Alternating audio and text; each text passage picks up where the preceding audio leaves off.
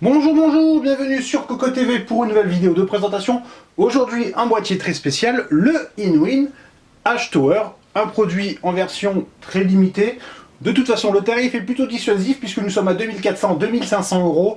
Alors on le précise, pour la France, c'est une exclusivité chez LDLC, en gris ou en noir version rock, donc noir avec un éclairage rouge. Ici, c'est gris avec un éclairage bleu.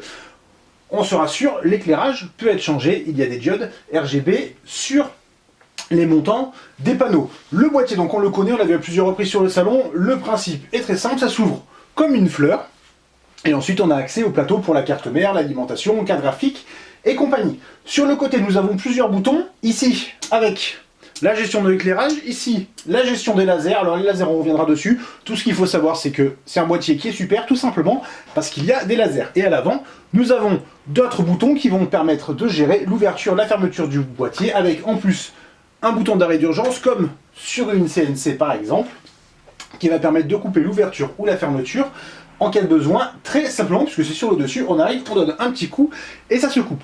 A noter qu'il y a aussi une application iOS Android, c'est ce que nous allons utiliser. La connexion se fait via Bluetooth, pas de code à rentrer ou autre. On trouve le boîtier, on se connecte et on peut tout gérer, comme par exemple la lumière. Donc là nous sommes sur du bleu, on peut passer sur du vert, du bleu un peu plus foncé, du blanc, du violet, du jaune, le cyan par défaut, du rouge, et on a aussi une gestion RGB qui va permettre de sélectionner un peu plus précisément, la couleur.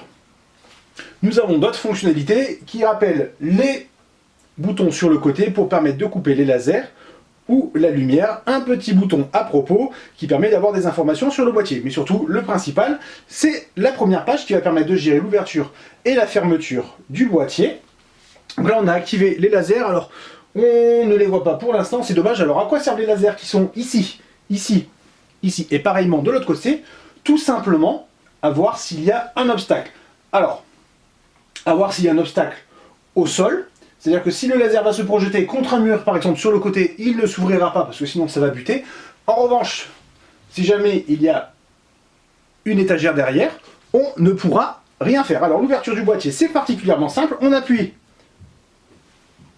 sur le bouton et ça s'ouvre plutôt doucement pour la partie carte mère qui va se soulever puis basculer sur l'arrière. Ça nous permet de voir l'emplacement pour la carte mère avec les cartes graphiques, alimentation. En haut, nous avons deux petits paniers pour des SSD et du 360 mm dans l'eau avec assez d'espace pour un gros radiateur de water cooling. Alors là, les câbles sont en vrac. On a pu le constater, les lumières changent de couleur pendant l'ouverture. Pareillement, pendant la fermeture, on fait un test très rapidement.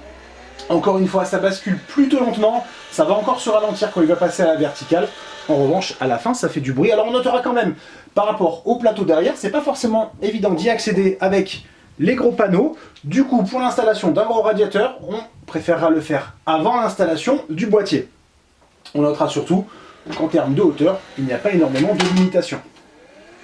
Forcément, 2400 €, ce n'est pas donné, on l'a dit, il y a des lasers, il y a des vérins, de l'électronique, de l'aluminium, surtout avec une finition exemplaire comme d'habitude avec Inwin, mais pour le prix, on pourra dire que niveau stockage, installation des composants, on est quand même en retrait par rapport à un boîtier plus conventionnel. C'était pas le but d'Inwin, là le but c'est de présenter, on va dire, une vitrine technologique, c'est comme un gros coup marketing, et ça marche puisque l'idée est très originale. Le design, forcément, on aimera ou on n'aimera pas, mais globalement, à la fin, on aimerait bien retrouver ce boîtier avec des panneaux beaucoup plus classiques qu'on pourrait enlever, sans toute la motorisation, ce serait quand même plutôt pas mal. Le test, on s'occupe de faire les photos, on installe notre grosse configuration dedans, et on s'en occupe le plus rapidement possible. En attendant, on vous souhaite une bonne journée.